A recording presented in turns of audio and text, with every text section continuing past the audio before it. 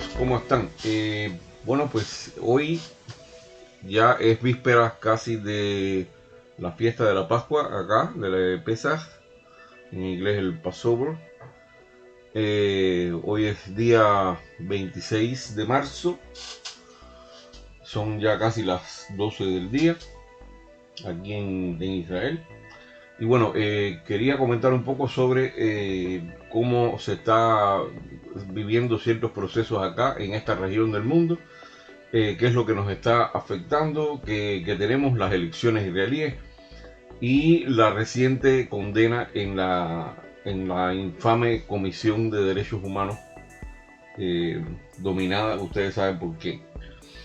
Pues bueno, tenemos primero lo más complicado, que es las elecciones en Israel. Las elecciones en Israel, como ya yo les he explicado alguna vez, están sujetas, bueno, al asunto de las coaliciones. Y es lo más... o sea, Israel es una nación democrática, hay elecciones libres, hay muchos partidos. Para llegar a las elecciones, bueno, hay que tener una cierta cantidad para alcanzar un número de escaños.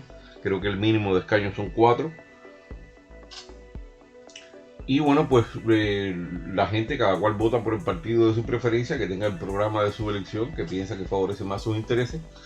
Y bueno, pues el partido que más escaños obtenga, que en este caso sería la mayoría serían 61, pues es el partido que gobierna. Si el partido no puede llegar a 61 escaños, tiene entonces que gobernar en coalición con otro partido que sea afín a su programa, o si tampoco le es suficiente con otro partido, pues tendrá que hacer coalición con 2, 3, 4, 5 partidos. Esto es una cosa infinita, se ha tornado.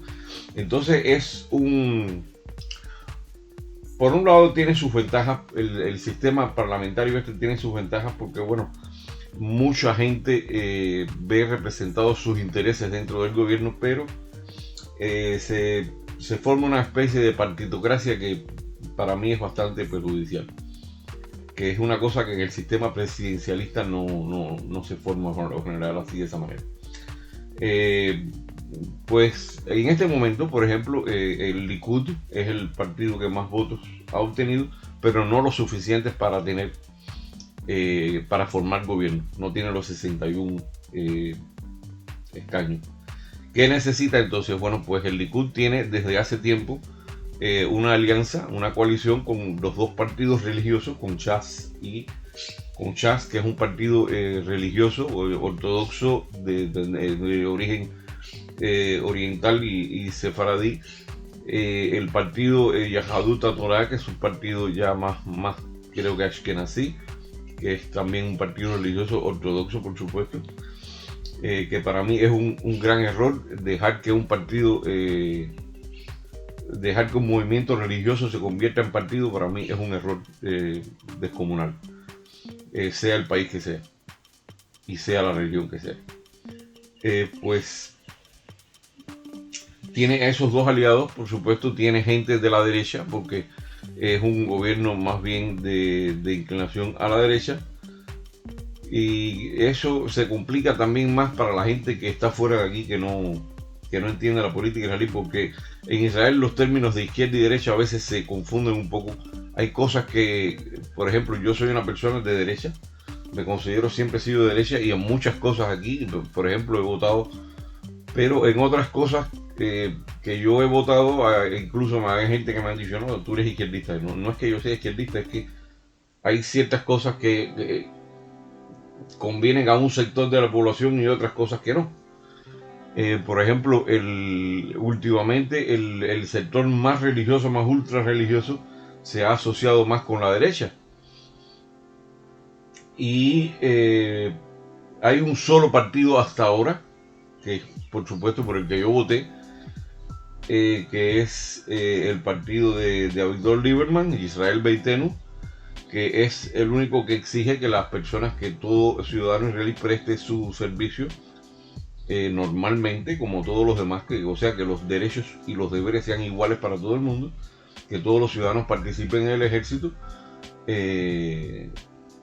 y que no haya este tipo de, ¿cómo se llama?, de privilegios, ¿no? Para sectores de la población que no van al ejército, que tienen problemas para incorporarse al mercado laboral, y cosas que, bueno, que afectan mucho a este país.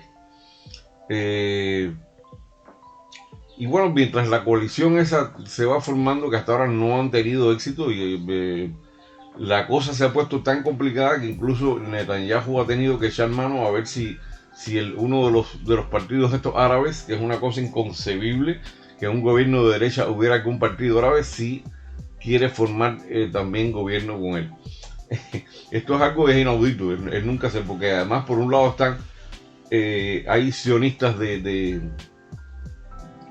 centro, hay sionistas de izquierda, sionistas de derecha. Entonces los sionistas que son de más a la derecha son gente muy intolerante en cuanto a esto y no quieren ver ni un árabe por todo aquello.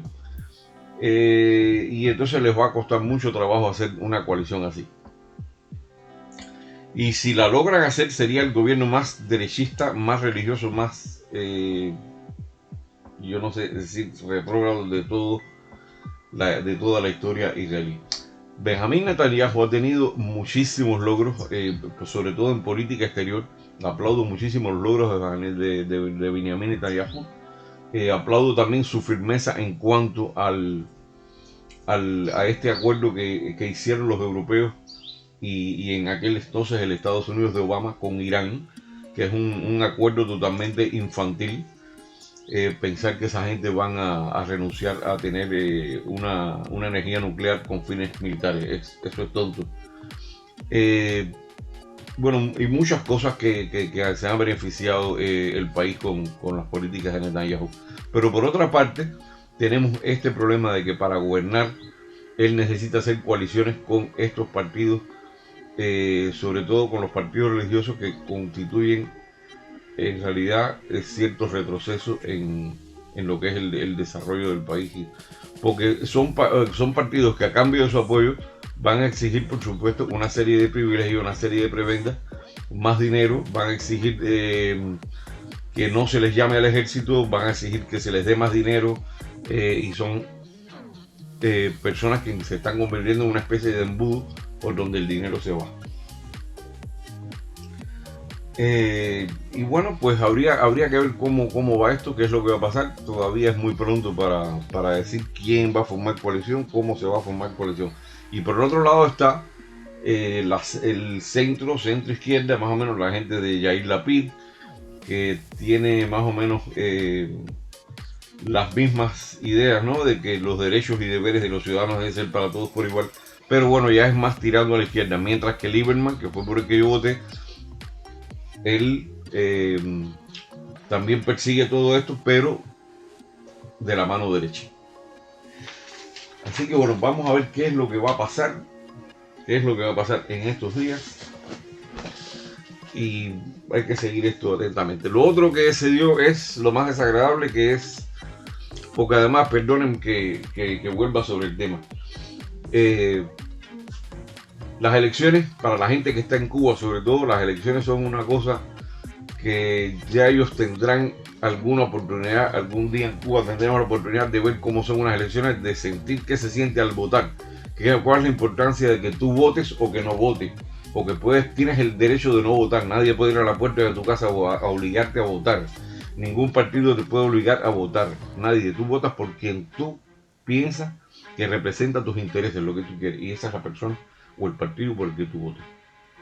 Sencillo, tan sencillo como eso. Y esperemos que bueno que en Cuba eso se dé un día más pronto que tarde. El otro tema es sobre la Comisión de Derechos Humanos. De nuevo han condenado a Israel en la Comisión de Derechos Humanos. Todo el mundo sabe la Comisión de Derechos Humanos por quienes está formada. Y ya saben lo que ha hecho el señor Biden ahora, o Anthony Blinken, que es el que atiende todo el secretario de Estado, que es que regresar, ahora proponen regresar a la Comisión de Derechos Humanos, que es una desvergüenza, que es una comisión a la cual ningún país democrático le debería dar su apoyo económico ni de ningún tipo, porque es una desvergüenza lo que se está produciendo ahí. Y no se trata de Israel, se trata que un país donde impunemente se sientan ahí a discutir decisiones y a tomar decisiones, naciones que tienen un pésimo historial en derechos humanos, naciones que no son democráticas.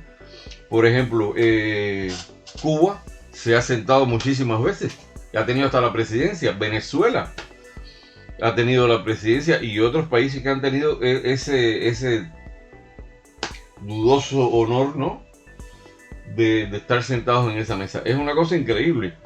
Ahora, por ejemplo, se ha producido la votación para condenar de nuevo a Israel por supuestos crímenes en los territorios ocupados, bla, bla, bla, bla, bla, bla, bla. Lo que pasa es que a veces no mencionan tampoco, muy convenientemente, que los garantes de esta situación, de estos derechos humanos en los territorios palestinos, los garantes no son solo Israel. Israel es cierto, es una potencia, es un país ocupante, porque está vigilando sus intereses de seguridad. Y ya tenemos el claro el ejemplo de Gaza. Se les entregó Gaza, se les entregó sin reserva, se les entregó todo ese territorio con invernaderos, con escuelas, con hospitales, con todo lo habido y por haber, y lo que hicieron fue destrozarlo y quemarlo. Pero además han constituido ahí una sociedad que es una cosa fallida, que con un gobierno de facto que viola los derechos humanos, que eso nadie lo dice. Ellos sí violan los derechos humanos. Ellos, en lugar de construir hospitales y construir escuelas, se dedican a construir túneles para contrabando, se dedican a construir cualquier tipo de cosa que les sea factible para atacar a Israel, y a eso dedican ellos el dinero que les da la comunidad europea y que le dan otros donantes. Y que fue por eso una de las cosas por las que Trump les cortó la tubería del dinero. Entonces siempre se olvidan de que los garantes de los derechos humanos de los palestinos no es solamente Israel, en ese sentido es también el gobierno de facto de Hamas en Gaza y la autoridad palestina de Mahmoud Abbas. O sea que es un doble rasero constante. Por ejemplo, ustedes pueden ver, y Cuba también, la gente de Cuba, los cubanos podemos entender quién es el enemigo cuando se producen las votaciones en este Consejo de Derechos Humanos. Israel también puede ver quién es el enemigo. Por ejemplo, Argentina, que ahora tiene un gobierno, como todos saben, de izquierda, el gobierno del señor Fernández y de la vicepresidenta, la ladrona Cristina Fernández.